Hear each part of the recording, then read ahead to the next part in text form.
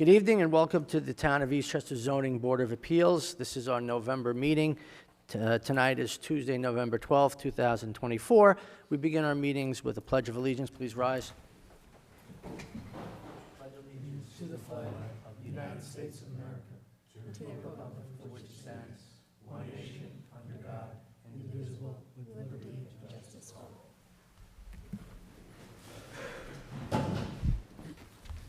Okay, this part of the meeting I usually go through ground rules, etc., which tonight will be no different. So our meetings are governed by Robert's Rules of Parliamentary Order. The Cliff Notes version is that action is really taken on motion and vote, resolution and vote. And on new applications, I always like to mention that your entire package is marked submitted. It's a public record. So the exhibits, your application, answering the 5-part test are all part of the public record. So when you present your new application, it won't either help or hurt for you to read the whole thing. I would suggest really that you just synopsize what your application's about, and then the board would have an opportunity to ask questions, and on motion, the public would be heard, and if there's any commentary, the applicant would have an opportunity to reply and then back to the board. So that's generally how this operates. A reminder that we do not accept new correspondence after the close of the public hearing. That's important because, first of all, it's the law, but when the public hearing is opened and then it's closed, any emails or commentary, letters, or calls into the town would not be accepted. It won't be probative. It won't be part of the record. So anything that is part of the public needs to be on the record as of tonight before it closes. Also, before I call the roll, there are a couple of items tonight that are on the calendar, but they're marked as adjourned on consent. One application is number 23-30. That's 249 Main Street, 27 New Street. That's not heard tonight. That public hearing on that application is also adjourned to the board's January 14th, 2025 meeting. The same with application 24-14, that's 6 Sprague Road. That will not be heard tonight, and that public hearing and that application is adjourned to the board's January 14th, 2025 meeting. Also, I make a little bit out of sequence, but I'm making a motion to adjourn the December meeting to the January 14, 2025 meeting. Is there a second? Second. Mr. Cahalan, all in favor? Aye. So that the next meeting of this board will be January 14th, 2025. I also make a motion to approve the minutes of the October 8th, 2024 meeting. Is there a second? I'll second. Mr. Cahalan, all in favor? Aye. Aye. Mr. Miller, you... I'm abstaining. Thank you. Sorry, I should have noted that. Okay. We have one matter on the calendar tonight for resolution. We have an administrative item, and then we have a new matter. So I just want to call the roll to see if the applicant is present and ready to proceed. That's 24-42, 20 Arlington Road. Ready to proceed? Thank you. Okay. So, to the resolution calendar, I make a motion to adopt the resolution granting the requested variances as submitted for application 24-38. That's 54 Stewart Place. Is there a second? Second. Mr. Conway? Okay, to the vote. Mr. Cahalan? Yes. Mr. Miller? Yes. Mr. Conway? Yes. Mr. Weber? Yes. And I vote yes. That application's been approved 5-0. Okay. On the administrative item calendar, this is 24-35. This is 34 Water Street, 1 and 3 Rogliano Way subdivision, and this is what's known as a seeker referral. So the owners of these properties have applied to the planning board for subdivision approval to create 1 new lot and reconfigure 3 existing lots. This is what's known as an unlisted action under seeker. The planning board has declared its intent to conduct a coordinated seeker review and to be the lead agency for that review. As currently proposed, the applicant requires area variances in connection with the proposed subdivision, so the ZBA is an involved agency under seeker. As a result of that, I'm making a motion consenting to the planning board serving as the lead agency in conducting the seeker review of application 24-35, 34 Water Street, 1 and 3 Rogliano Way subdivision. Is there a second to my Second. motion? Mr. Kalin, all in favor? Aye. Okay. So let's go to our new business item. That's 24-4220 Arlington Road. This is a seeker type 2 action. No further seeker review is required. If you could state your name and address for the record, and please proceed. Go to the microphone. Well, you can take it with you if you want to go over. Yeah, I apologize. Before you proceed, Mr. Conway just wants to put something on the record. Yes, thanks. The applicant in this matter, Mr. Maialini, is one who I have a social relationship with. He lives around the corner from me. He has a son who's the same age as my son. They're friends. They're at each other's houses from time to time. We carpool for certain events. So there is a relationship there that I want the public to know. But despite that relationship, I don't think that requires me to recuse myself in this matter. I think that even though I know the applicant, I still intend to review the application objectively and impartially like I would any other application. Thank you, Mr. Conway. Okay, May I submit this as my affidavit of the mailings? sure. Thank you very much.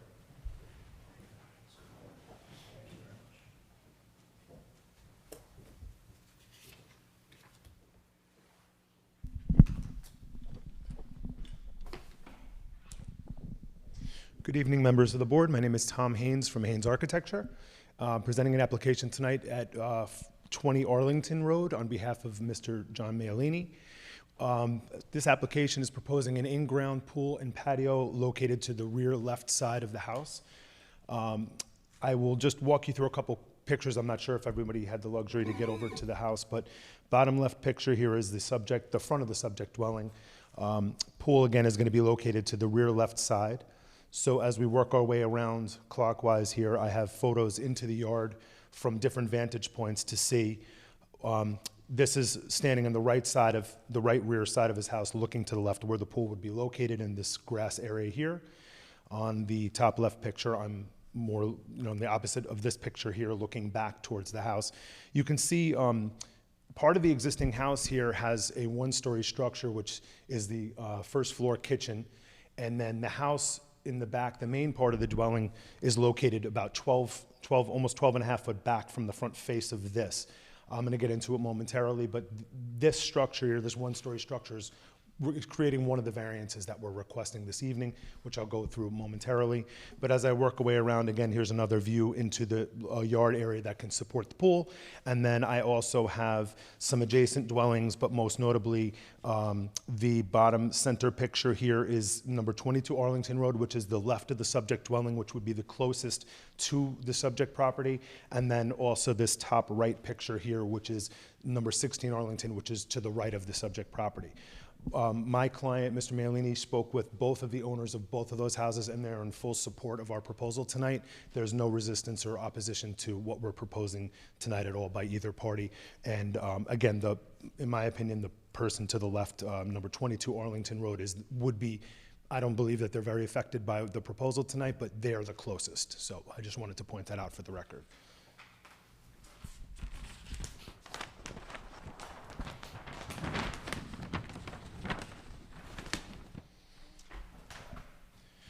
So our proposed plot plan here is a recreation of a survey that was provided to us by the surveyor, shown upside down, as surveyors usually do. So Arlington Road in this case is up at the top. The proposed pool, which I'm referencing to the rear left corner, would be located down here. You can see here that this bump out section is what I was mentioning before as that one-story structure, which is creating a setback, which is one of the variances we're requesting. We're actually requesting 4 variances this evening. One of them has to do with the proximity of the proposed pool to the dwelling location. The zoning code states that we need to hold 12 foot from the main dwelling to an accessory structure, in this case the pool.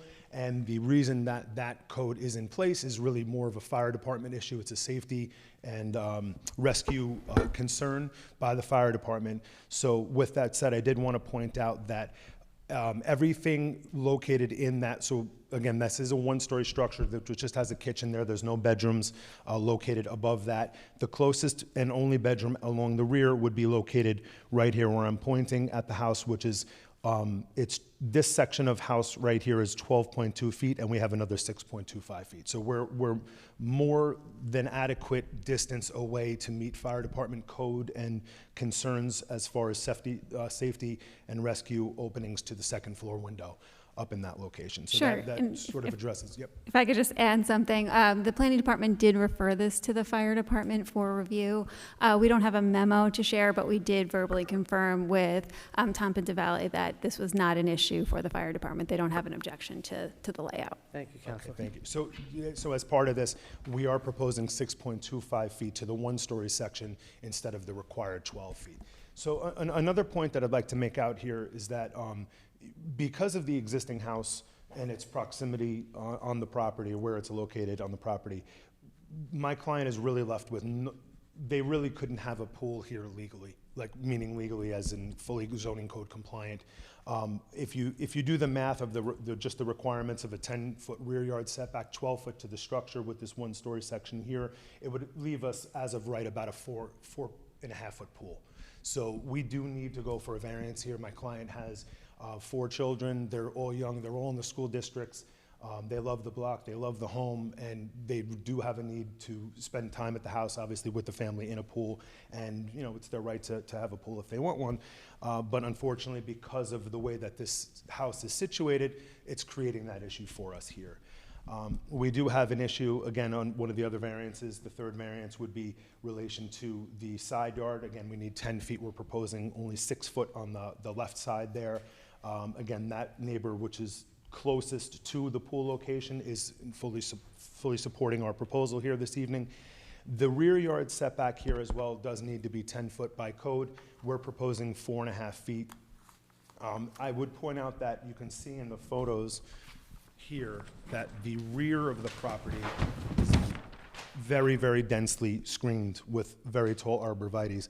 So there is an opaque 6-foot high vinyl fence that does wrap the left side, the rear, and the right side. So we already do have that built-in privacy and screening to which would be required anyway by proposing a pool, but it is already in place. So I don't really think that it affects any of the neighbors. But on top of that, I did want to point out that the very rear of that property line is completely lined, so the house behind them won't see anything coming through that, even from the second floor. And then lastly, our last variance that we're requesting is an impervious surface coverage variance. So the house is legal non-conforming as it exists now. We are proposing the pool in the rear corner, as I mentioned, and we are proposing a modest patio surrounding space just for chairs and ample walkway just to completely walk around that pool. And then that's also increasing our impervious coverage slightly, so we are requesting a variance for that as well. So with that said, it's pretty much wrap everything up here. I'm happy to answer questions. Thank you for your application and your presentation. Okay, at this time, we usually allow the board to ask questions, sometimes make comments. We'll start with Mr. Cahalan. Anything? Yes, I do. A couple of questions. I was going to ask you to talk about number 3 on the test. 2 of your variances are over 40%, and yet you claim they're not substantial. Okay? I don't buy that at all. I'm glad that you gave us some perspective on the house, but it's still a substantial variance, regardless of the fire department safety issue. It's still only 6 feet. So you still have that issue. But again, they decided at some point to build a house out, not thinking about future consideration of a pool or something else back there. I haven't gotten a chance to get to the property, which is unusual for me. So I don't know what the second story looks like in the back. I can see from your picture that you do have some mature trees and stuff like that, but you're also, 4 children make a lot of noise. So having 4 kids in the pool, plus everyone has a friend, that's 8, mom and dad is 10. The neighbors behind them, not to the sides, but they'll also have it, but I imagine they'll be in the pool with them at some point. I'm concerned about that happening with the noise situation. So I think your argument about not being substantial is a little shady in my eyes. Let me finish. I'll let you finish. Of course. And well, you have it as number 4, but it is number 5 on the test. How can you argue that this was not self-created? I believe that it's a self-created issue. It just is. Just because they don't have the pool room, you can't claim that it wasn't self-created. It is self-created. And I'd feel much better if you said it was self-created and it wasn't going to be impactful. But I was very surprised to see that argument in this. So those are my comments, Mr. Chairman. Thank you. Would you like to reply, Mr. Haynes? The only thing that I would say about sound is that, you know, I think the difference of 4 feet or so wouldn't really make a difference in the sound. I mean, children are going to play in the pool, adults are going to play in the pool. I mean, I'm not, you know, I'm not really supporting that argument, but I do understand your point. It is, I mean, my clients do want a pool. So in that regards, yes, I guess in that sense, it is self-created in the sense that we're proposing a pool here, which there wasn't one. But again, my clients didn't do this extension. They did buy the house. I didn't know. I mean, they could have been there, but if they did it and now they created another issue, that they want forgiveness. They purchased the home this way. So, Okay. and obviously, you know, ignorance is not an argument, but No, but it's bliss. most people don't understand. You know, you see a yard area, you think you could do a pool. So I do understand your argument. Okay. Thank you. Mr. Miller? No questions. Mr. Conway? No questions? Mr. Weber? No I question. don't have anything at this time. I make a motion to open the public hearing on this matter. Is there a second? I'll second. Okay, all in favor? Aye.